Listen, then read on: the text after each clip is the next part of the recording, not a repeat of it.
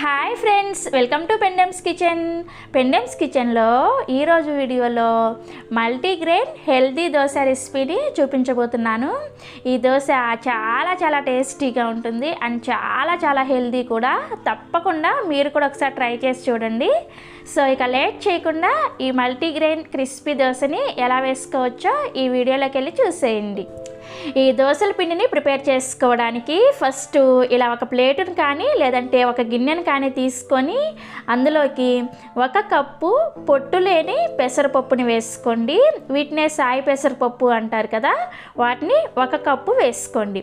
మీరు ఇక్కడ పప్పులన్నింటినీ కూడా మెజర్ చేసుకోవడానికి సేమ్ ఒకటే కప్పుని యూస్ చేసుకోండి. అప్పుడే మీకు దోశ పర్ఫెక్ట్గా వస్తుంది అనమాట. సో ఇలా 1 కప్పు సాయి పెసరపప్పుని వేసుకున్న తర్వాత ఇందులోకి 1/3 వంతు కప్పు ఎర్ర కందిపప్పును వేసుకోవాలి. 1/3 వంతు అంటే పావు కప్పు కన్నా ఎక్కువ అండ్ అరకప్పు కన్నా తక్కువ అనమాట. అంటే పావు కప్పుకి అరకప్పుకి మధ్యలో వేసుకుంటే సరిపోతుంది. లేదు అంటే ఒక 3 టేబుల్ స్పూన్లు వేసుకోండి, సరిపోతుంది. తర్వాత సేమ్ అదే కప్పుతోటి సేమ్ అదే విధంగా 1/3 వంతు కప్పు పచ్చిశనగపప్పుని వేసుకోండి. అండ్ అలానే సేమ్ అదే విధంగా 1/3 వంతు కప్పు మినపగుళ్ళని వేసుకోండి. మీరు ఇక్కడ కావాలంటే బద్ద మినపప్పును కూడా వేసుకోవచ్చు. అండ్ అలానే 1/3 వంతు సగ్గు బియ్యాన్ని వేసుకోండి. నేను ఇక్కడ లావుగా ఉండే సగ్గు బియ్యాన్ని వేస్తున్నాను. మీరు కొద్దిగా చిన్నగా ఉండే సగ్గు బియ్యాన్ని అయినా సరే వేసుకోవచ్చు. తర్వాత సేమ్ అదే కప్పుతోటి 1/3 వంతు కప్పు పెసర్లని వేసుకోండి. బద్ద పెసరపప్పు వేసుకోవద్దు. ఇలా పెసర్లను వేసుకుంటేనే దోశ అనేది చాలా టేస్టీగా అండ్ హెల్తీగా ఉంటుందన్నమాట. తర్వాత చివరిగా ఇందులోకి 1/2 టీ స్పూన్ మెంతులను కూడా వేసుకోండి. ఈ పప్పుల కొలతల్ని మళ్ళీ ఒకసారి చెప్తాను చూడండి.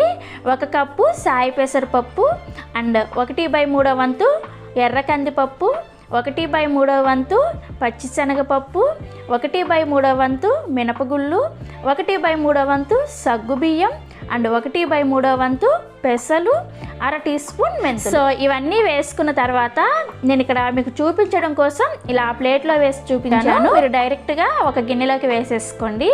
వేసుకొని ఇందులో నీళ్ళని పోసుకొని ఈ పప్పుల్ని శుభ్రంగా 2-3 సార్లు నీళ్ళతో కడగండి. ఇలా శుభ్రంగా కడిగిన తర్వాత ఆ నీళ్ళన్నీ కూడా తీసేసి మళ్ళీ తిరిగి మంచినీళ్ళని పోసుకొని ఈ పప్పుల్ని కనీసం ఒక 4-5 గంటల సేపు నానబెట్టుకోవాలి. మీరు ఉదయాన్నే బ్రేక్ఫాస్ట్లోకి దోశని ప్రిపేర్ చేసుకుంటున్నట్లయితే నైట్ పడుకోబోయే ముందు నానపెట్టేసుకొని ఉదయాన్నే మీరు ఎంచక్కా దోశలు వేసేసుకోవచ్చు.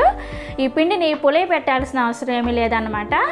సో నేను కూడా ఇక్కడ నైట్ పడుకోబోయే ముందు నానపెట్టేసేసి ఉదయాన్నే మీకు చూపిస్తున్నాను. చూసారా, మనకి అన్నీ కూడా చక్కగా నానిపోయాయి.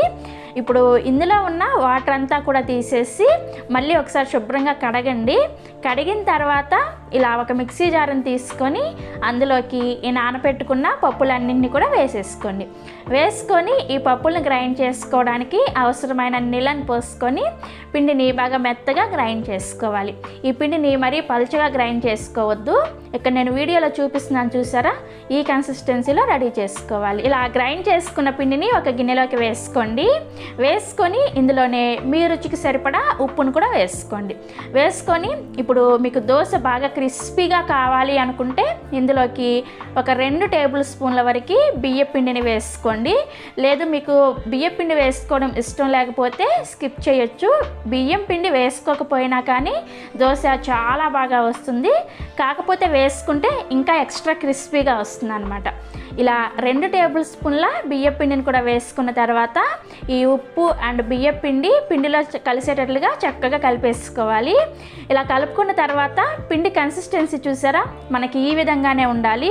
ఇది పర్ఫెక్ట్ కన్సిస్టెన్సీ. ఇది గరిట జారుగా ఉండకూడదు అనమాట, అలాగని మరీ గట్టిగా ఉండకూడదు.